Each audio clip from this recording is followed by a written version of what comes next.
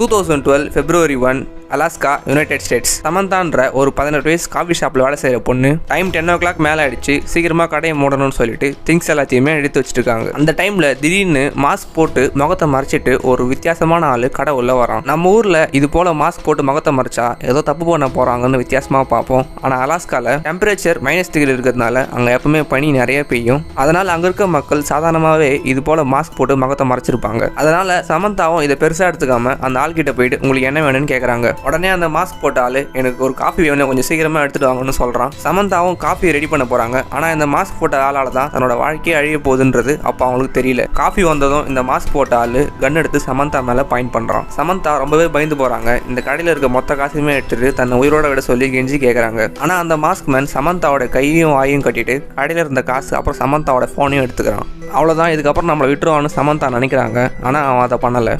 வெளியில் இருக்க அவனுடைய ஒயிட் காரில் போய் சமந்தாவை ஏற சொல்கிறான்.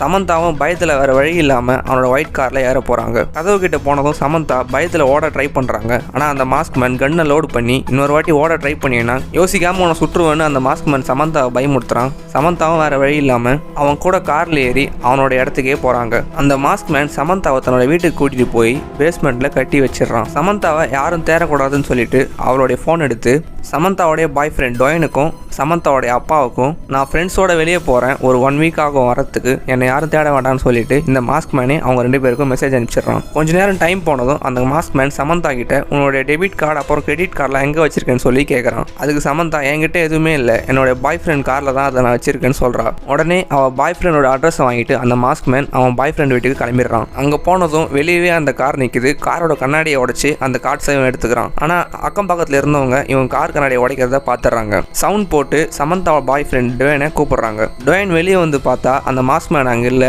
அது கூட தப்பிச்சு ஓடிட்டு இருக்கான். டொயன் கார் கண்ணாடி உடஞ்சிருக்கிறத பார்த்து யாரோ காரை திருட ட்ரை பண்ணியிருக்காங்கன்னு நினச்சிக்கிறான்.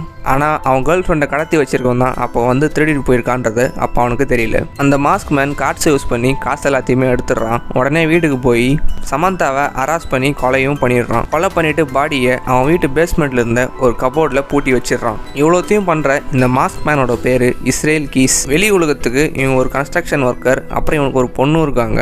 அந்த பொண்ணுக்கு அந்த டைமில் 11 வயசு ஆயிருக்கு. ஆனால் இவன் ஒரு சீரியல் கில்லர்ன்றது இவனை தவிர வேறு யாருக்குமே தெரியாது. வெளி உலகத்துக்கு இவன் ஒரு கன்ஸ்ட்ரக்ஷன் ஒர்க்கர் என்ற மாஸ்கை போட்டு வாழ்ந்துட்டு இருந்திருக்கான். 21st centuryல இருந்த ரொம்பவே மோசமான சீரியல் கில்லர்ஸ்ல இவனும் ஒருத்தன். இவனை பார்த்து நார்மல் பப்ளிக் மட்டும் இல்ல FBI பயந்துருக்காங்க. சமந்தாவை கொலை பண்ணது இவனுடைய முதல் கொலை இல்ல. சின்ன வயசுல இருந்தே இவன் நிறைய பேரை கொலை பண்ணியிருக்கான். ஆனா இவன் மாட்டினது சமந்தாவை கொலை பண்ணி தான். எப்படின்றத பத்தி தான் இந்த வீடியோவில் நம்ம பின்னாடி பார்க்க போறோம். இஸ்ரேல் கீஸ் சமந்தாவை கொலை பண்ண உடனே அவனுடைய பொண்ணை கூட்டிட்டு லூசியானாக்கு ஃப்ளைட் ஏறி போயிடுறான். அவன் எப்பவுமே ஒரு தப்பு பண்ணிட்டா அந்த ஊர்ல ரொம்ப நாள் தங்க மாட்டான், வேற எங்கன்னா சுத்திட்டே இருப்பான், அப்பதான் மாட்டாம இருக்கிறதுக்காக. அதே மாதிரி லூசியானாக்கு போய் ஒரு க்ரூஸ் ஷிப்பை புக் பண்ணி 2 வாரத்துக்கு அந்த ஷிப்லேயே காசு செலவு பண்ணுறான். இஸ்ரேல் கீஸ் காசுக்காக கொலை பண்ணுறதோ திருடுறதோ கிடையாது. ஆக்சுவலி அவன் ஒரு சைக்கோ. இது மாதிரி திருடும் போது கொலை பண்ணும்போது அவனுக்கு ஒரு சந்தோஷம் கிடைக்கும், அதுக்காக தான் அவன் இதெல்லாம் பண்ணுறதே. சமந்தாவை கொலை பண்ணி 2 வாரம் கூட ஆகல, அதுக்குள்ளே அவனுக்கு ஒரு மாதிரி டிப்ரெஷன் ஆகி ஃப்ரஸ்ட்ரேட் ஆகுறான். மறுபடியும் எதனா திருடணும் இல்லைனா யாரனா கொலை பண்ணணும்னு யோசிக்கிறான். அதுக்காக டெக்சாஸ் உள்ள அவனுடைய காரை ஓட்டிட்டு போகிறான். சுற்றி முற்றி பார்க்குறான்,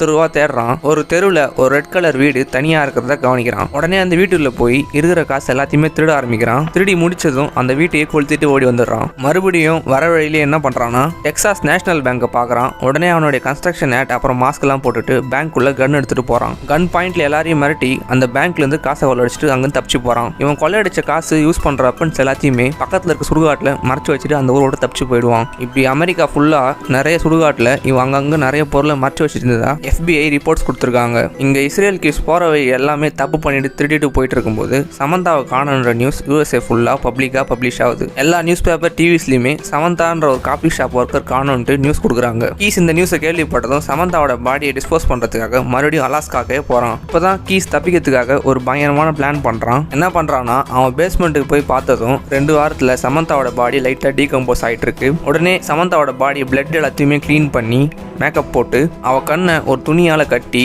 அவ உயிரோடு இருக்கிற மாதிரி காட்டுற மாதிரி ஒரு போட்டோவை எடுக்கிறான். அந்த போட்டோவை ஒரு பேப்பர்ல ஒட்டி உங்க பொண்ணு என்கிட்ட தான் இருக்கா, உங்க பொண்ணு உங்களுக்கு உயிரோட வேணும்னா $30,000 எனக்கு வேணும்னு சொல்லிட்டு ஒரு அட்வர்டைஸ்மெண்ட் மாதிரி ரெடி பண்ணி அதை அங்க இருக்க ஒரு பார்க்ல போய் ஓட்டிட்டு வந்துடுறான். போலீஸ் அப்புறம் சமந்தாவோட ஃபேமிலி சமந்தாக்கு எதுவும் ஆகல, அவ உயிரோட தான் இருக்கான்னு நம்ப ஆரம்பிக்கிறாங்க. கீஸ் உடனே சமந்தாவோட போனையே யூஸ் பண்ணி அவங்க அப்பாவுக்கு கால் பண்ணி $30,000 ரெடி பண்ணி இந்த இடத்துக்கு கொண்டு வர சொல்லி சொல்றான். சமந்தாவோட அப்பாவும் அவளை தேடுறதை விட்டுட்டு காசு ரெடி பண்ண ஆரம்பிக்கிறாங்க. போலீஸ் அப்புறம் லோக்கல்ஸ் எல்லாருமே காசு ரெடி பண்ணதுக்கு ஹெல்ப் பண்றாங்க. இப்படி எல்லாரையுமே காசு ரெடி பண்ண வச்சு டைவர்ட் பண்ணிட்டு கீஸ் என்ன பண்றான்னா சமந்தாவோட டெட் பாடியை பார்ட்டா கட் பண்ணி பக்கத்துல இருந்த ஒரு ஃப்ரீஸான லேக்ல எடுத்து போய் போட்டு வந்துடுறான். போலீஸ் அப்புறம் சமந்தாவோட ஃபேமிலி சமந்தா இறந்து போனதே தெரியாம காசை ரெடி பண்ணிட்டு அவங்கள தேடிட்டு இருந்திருக்காங்க. ஆனா இஸ்ரேல் கீஸ் எல்லாரையும் காசு ரெடி பண்ண வச்சு டைவர்ட் பண்ணிட்டு யாருக்கும் தெரியாத மாதிரி சமந்தாவோட பாடியை டிஸ்போஸ் பண்ணிட்டான். இதுக்கப்புறம் அலாஸ்கா விட்டு தூரமாக தள்ளி போயிடுறான்.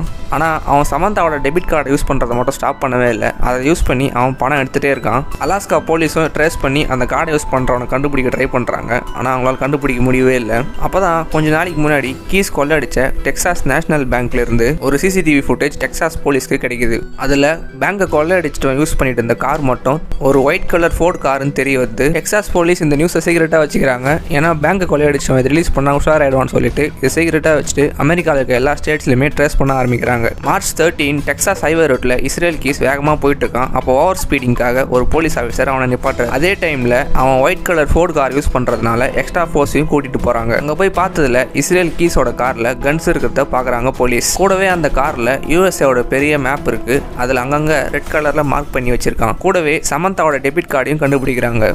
உடனே அலாஸ்கன் போலீஸ்க்கு இன்ஃபார்ம் பண்ணி ஒரு பெரிய போலீஸ் ஃபோர்ஸை வர வச்சு இஸ்ரேல் கீஸை அங்கேயே ரவுண்ட் அப் பண்ணி டெக்சாஸ் போலீஸ் இஸ்ரேல் கீஸை அங்கே அரெஸ்ட் பண்ணுறாங்க. டெக்சாஸ் போலீஸ் கீஸை இன்வெஸ்டிகேட் பண்ண ஆரம்பிக்கிறாங்க. இன்வெஸ்டிகேட் பண்ணதில் அலாஸ்காவில் சமந்தா அவன் தான் கொண்டான்னு ஒத்துக்கிறான். ஆனால் பாடி எங்கே இருக்குன்னு சொல்ல மாட்டேன்றான். அந்த மேப்பை பற்றி அவங்ககிட்ட கேட்குறாங்க. இது என்ன மேப், இது என்ன மார்க்ஸ்ன்னு கேட்குறாங்க. அதுக்குமே கீஸ் எந்த பதிலுமே சொல்ல மாட்டேன்றான். அமைதியாகவே சிரிச்சிட்டு இருக்கான். போலீஸ்க்கு கொஞ்சமே பயப்படாமல் ரொம்பவே கூலாக ஆன்சர் பண்ணிட்டு இருந்திருக்கான் கீஸ். அப்போ தான் போலீஸ்க்கு ஒரு உண்மையை சொல்கிறான். அவன் சின்ன வயசுலேருந்தே நிறைய கொலை பண்ணியிருக்கானா, சமந்தா தான் அவன் பண்ண ஃபர்ஸ்ட் கொலை கிடையாதுன்னு சொல்கிறான். இதை கேட்டதுமே டெக்சாஸ் போலீஸ் பயந்து போகிறாங்க. கீஸோட சைல்ட்ஹுட் எடுத்து பார்க்குறாங்க. அவன் எங்கே பிறந்தான், எப்படி வளர்ந்தான்றது எல்லாத்தையுமே சர்ச் பண்ண ஆரம்பிக்கிறாங்க. இஸ்ரேல் கீஸுமே போலீஸ் கிட்ட ஒரு டீல் போட்டுக்கிறான். என்ன டீல் போடுறான்னா, நான் இது வரைக்கும் யாரை கொலை பண்ணியிருக்கேன், எங்கெங்க என்ன தப்பு பண்ணியிருக்குன்னு எல்லாத்தையுமே சொல்கிறேன். ஆனால் நீங்கள் எனக்காக ஒரு ஹெல்ப் பண்ணணும்னு போலீஸ் கிட்ட கேட்குறான். என்ன கேட்குறான்னா, அவன் ஒரு சீரியல் கில்லர் அப்புறம் கொலைகாரன்றத அவன் பொண்ணுக்கும் பப்ளிக்கும் போலீஸ் சொல்லக்கூடாதுன்னு சொல்கிறான்.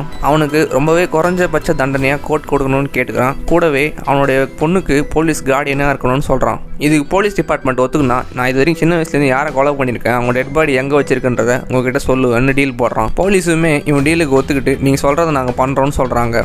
இஸ்ரேல் கீஸ் 1978 உட்டான்ற ஸ்டேட்டில் பிறந்திருக்கான். 1992 இவனுக்கு 14 இயர்ஸ் ஆயிருக்கு. அப்போத்துலேருந்து இவன் இது மாதிரி திருடுறது, கொலை பண்ணுறது, ஹராஸ் பண்ணுறதுன்ற தப்புகளை பண்ணிட்டு வந்துட்டு இருக்கான். இவனுக்கு 14 இயர்ஸாக இருக்கும்போது ஃபர்ஸ்ட் இவங்க தாத்தா யூஸ் பண்ண ரிவால்வரை இவனுக்கு கொடுத்துருக்காங்க. அதை யூஸ் பண்ணி ரோட்டில் இருக்க அனிமல்ஸை சுட ஆரம்பிச்சிருக்கான். அப்புறம் பக்கத்து வீட்டு அனிமல்ஸ் எல்லாத்தையுமே சுட ஆரம்பிச்சிருக்கான். இப்படி பண்ணுறதுனால அவனுக்கு சந்தோஷம் கிடைச்சிருக்கு. அதனால தொடர்ந்து இதே மாதிரி பண்ண ஆரம்பிச்சிருக்கான். அதே 14 இயர்ஸில் இந்த கன்னை யூஸ் பண்ணி நிறைய திருடி இருக்கிறதாகவும் சொல்கிறான். ஒரு நைட்டு இவனும் ஃப்ரெண்டும் சேர்ந்து ஒரு வீட்டுக்குள்ளே போய் இந்த கன்னை காட்டி பயமுறுத்தி காசை திருடிட்டு வந்திருக்காங்க. 1996 இவன் கன்ஸ்ட்ரக்ஷன் ஒர்க்ஸில் சேர்றான். ஒரு நாள் கன்ஸ்ட்ரக்ஷன் வேலை செஞ்சுட்டு இருக்கும்போது அங்கே பக்கத்தில் இருக்க காட்டில் ஒரு ஃபேமிலி பிக்னிக்காக வந்திருக்காங்க. அப்போ கீஸ் என்ன பண்ணுறான்னா, அந்த ஃபேமிலியிலேருந்து ஒரு பொண்ணை கடத்திட்டு போய் ஹராஸ் பண்ணியிருக்கான். அந்த பொண்ணை கொலை பண்ணிடலான்னு ட்ரை பண்ணியிருக்கான். ஆனால் அந்த பொண்ணு ரொம்ப கெஞ்சி கேட்டுக்கிறதுனால அவளை உயிரோட விட்டேன்னு சொல்லியிருக்கான் போலீஸ் கிட்ட. இதை சொல்லிட்டு எனக்கு எவ்வளோ பெரிய மனசு பார்த்தீங்களான்னு போலீஸ் கிட்டே சொல்லியிருக்கான். அதுக்கப்புறம் கீஸ் யூஎஸ் ஆர்மியில் போய் சேர்ந்திருக்கான். அதில் கொஞ்ச நாள் ஒர்க் பண்ண ஆரம்பிச்சிருக்கான். அதனால கன்ஸை எப்படி யூஸ் பண்ணணுன்றது அவனுக்கு நல்லாவே தெரிஞ்சிருக்கு. அங்கே நல்லாவே அதை கற்றுட்டு இருந்திருக்கான். யூஎஸ் ஆர்மியில் அவன் பிஹேவியரே சரியில்லாதனாலையும் அவன் நிறைய ட்ரக்ஸ் எடுத்துட்டதுனாலையும் அவனை அங்கே வந்து டிஸ்மிஸ் பண்ணிட்டு இருக்காங்க. இதனால கீஸ் டிப்ரெஸ் ஆகி அவனுடைய பழைய ரிவால்வர் எடுத்து யாருன்னே தெரியாத ரேண்டம் கப்பிள்ஸை கடத்தி கொலை பண்ணியிருக்கான். அவங்க யாருன்னே எனக்கு தெரியாது, சும்மா ரேண்டமாக கடத்தி கொலை பண்ணியிருக்கேன்னு சொல்லியிருக்கான். அதுக்கப்புறம் இதே போல கன்னை யூஸ் பண்ணி திருட ஆரம்பிச்சிருக்கான். நிறைய திருடிருக்கான். திருடிட்டு ஒரு இடத்துல ரொம்ப நாள் தங்க மாட்டான். அடிக்கடி இடத்த மாத்திட்டே இருந்திருக்கான். அதே சமயம் நிறைய கொலையும் பண்ணியிருக்கான். ஆனால் அவங்க யார் என்னன்னே தெரியாமல் கொலை பண்ணியிருக்கான். 2009 ஒரு பேங்கை கொள்ளையடிச்சதாகவும் அதே டைமில் ஒருத்தனை கொலை பண்ணதாகவும் ஒத்துக்கிறான். அதுக்கப்புறம் வேற ஸ்டேட்டுக்கு போயிட்டு வாழ ஆரம்பிச்சிருக்கான். 2011 நியூ ஜெர்சியில் பில் அப்புறம் லொரேன்ற ஒரு கப்பல் அவன் வீட்டு பக்கத்தில் வாழ்ந்துட்டு இருந்திருக்காங்க. ஒரு நாள் நைட் கீஸ் என்ன பண்ணுறான்னா, கன் எடுத்து அந்த கப்பல் இருக்கிற வீட்டுக்குள்ள போகிறான். ஸ்ட்ரைட்டாக உள்ளே போயிட்டு கன்னை காட்டி மிரட்டி அவங்கள 2 பேரையும் கார் உள்ள கூட்டிட்டு போயிருக்கான். காரை டிரைவ் பண்ணிட்டு ஒரு காட்டுக்குள்ள போயிருக்கான். காட்டுக்குள்ள போனதும் பில்ல கொலை பண்ணிட்டு இருக்கான். லொரேனை ஹராஸ் பண்ணி கொலை பண்ணியிருக்கான். அவங்க 2 பேரையுமே அந்த காட்டிலேயே புதைச்சிட்டு வந்திருக்கான். இதுக்கப்புறம் தான் 2012 அலாஸ்காவுக்கு போய் தங்கி வாழ ஆரம்பிச்சிருக்கான். அங்கதான் சமந்தாவை கொலை பண்ணியிருக்கான். இது எல்லாத்தையும் போலீஸ் கேட்டு ஏன் அதெல்லாம் பண்ணன்னு கேட்டதுக்கு ஒய் நாட் சிம்பிளா ஆன்சர் பண்ணியிருக்கான் கீஸ். இதுக்கப்புறம் போலீஸ் அரெஸ்ட் பண்ணி அவனை ஜெயிலில் போட்டாங்க. ஆனா டிசம்பர் 2, 2012 இஸ்ரேல் கீஸ் ஜெயிலே சூசைட் பண்ணி இறந்து போயிட்டான். FBI ரிப்போர்ட் என்ன சொல்லியிருக்காங்கன்னா, இஸ்ரேல் கீஸ் இது வரைக்கும் அவன் லைஃப் டைம்ல 11 பேர் கொலை பண்ணியிருக்கதாகவும் சொல்றாங்க. இதே போல இன்ட்ரெஸ்டிங்கான வீடியோ பார்க்க சப்ஸ்கிரைப் பண்ணுங்க, லைக் பண்ணுங்க. தேங்க்யூ.